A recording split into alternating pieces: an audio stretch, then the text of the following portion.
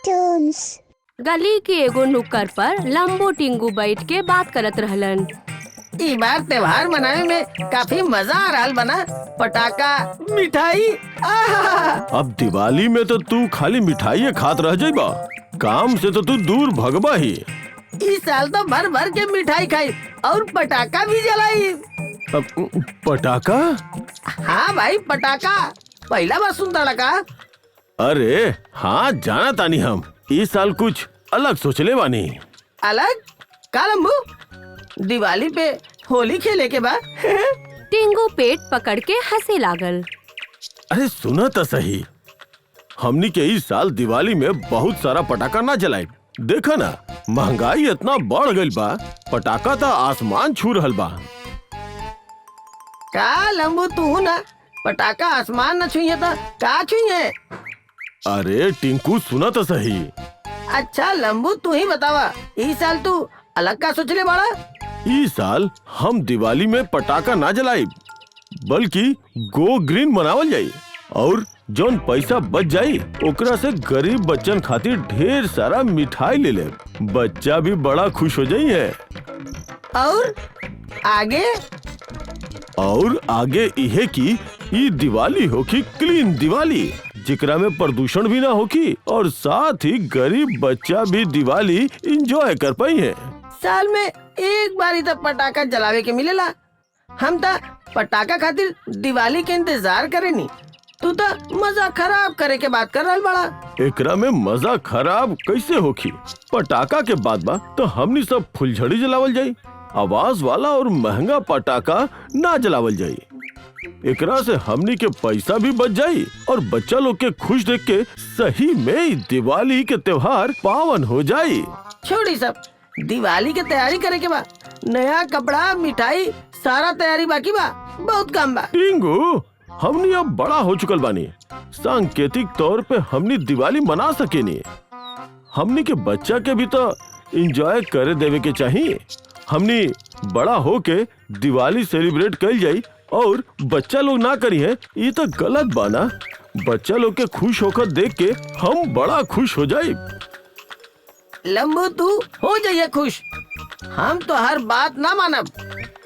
हम निकलता नहीं। ई कहकर टिंगू वहाँ से चल गईले।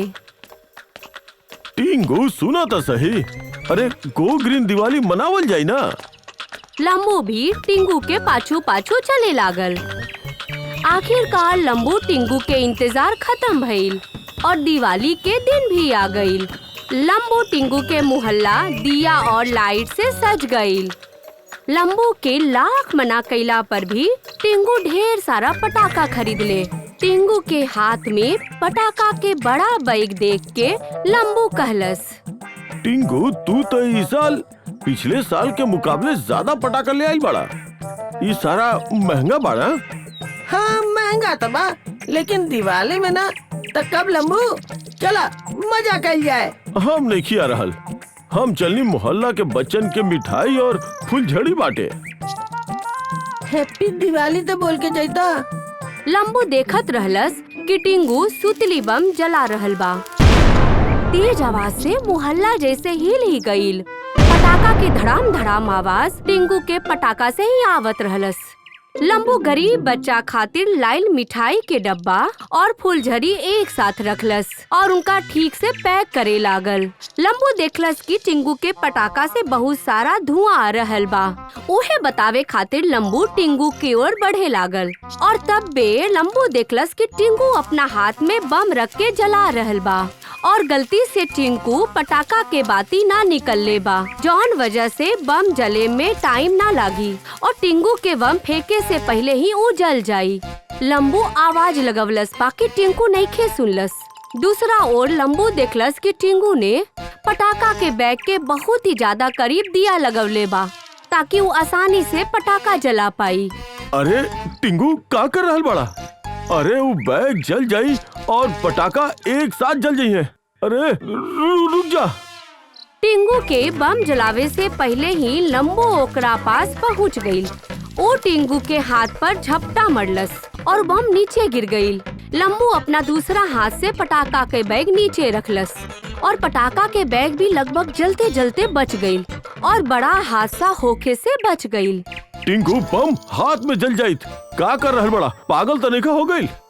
पीछे देखा, बैग जल रहल बा। सोचा अगर पटाखा जल जाइत तो का हो जाइत। टिंगू डर गईल और वो तुरंत लंबू के गला लगा लेलस। ओह माय गॉड, हम बच गए नहीं। लंबू, थैंक यू सो मच। तू ठीक बाड़ा, ये हमरा खातिर बहुत खुशी के बात बा। चला हमरा मिठाई के डब्बा लेके निकले के बा। लंबू सुना हमार बात, हमसे बहुत बड़ गलती हो गई। हमरा तो हर बात मान लेवे के चाहत रहे। अगर हम इतना महंगा महंगा पटाखा ना खरीदती तो हमार पैसा बच जाइत और तुम्हारी नेक काम में मदद कर पाती। लेकिन हमके बहुत अफसोस हो रहा बा। सॉरी लंबू। टिंगू कोनो बात नहीं खे, अभी देर कहवा भइल बा। देखा हम पटाखा नहीं ले ले, यही खातिर हमरा साथे आवा, कहे कि हमरा पास बहुत सारा मिठाई बा और कुछ हल्का फुल्का पटाखा भी बा। सही तक कह रहा है बड़ा लंबू, हम तो ऐसे ही अपन पैसा बर्बाद कर देनी, लेकिन हमके तोरा संगे आवे के बा। ई भइल न बात। टिंगू चला चलल जाए। रुक जा लंबू। अब का हो गई टिंगू? हैप्पी दिवाली हमार भाई। हैप्पी दिवाली हमार भाई टिंगू। लंबू टिंगू गरीब बच्चा के एरिया में पहुंच गईल। पहुंचते ही वो लोग देखलस कि केकरो भी घर में दिया नहीं खे जल रहल बा। अंधेरा देखकर लंबू कहलस, देखा टिंगू, हमनी यहाँ ना आती तो पता ही ना चलत कि यहाँ दिवाली के दिन भी अंधेरा रहेला। हाँ लंबू, आज से हम ग्रीन दिवाली मनाई और तोहरा तरह ही गरीब बच्चा खातिर दिवाली मनाई। हमनी दोनों मिलके ग्रीन दिवाली मनावल जाई। हर तरफ खुशहाली और रोशनी होके, यह दिवाली के महत्व बा।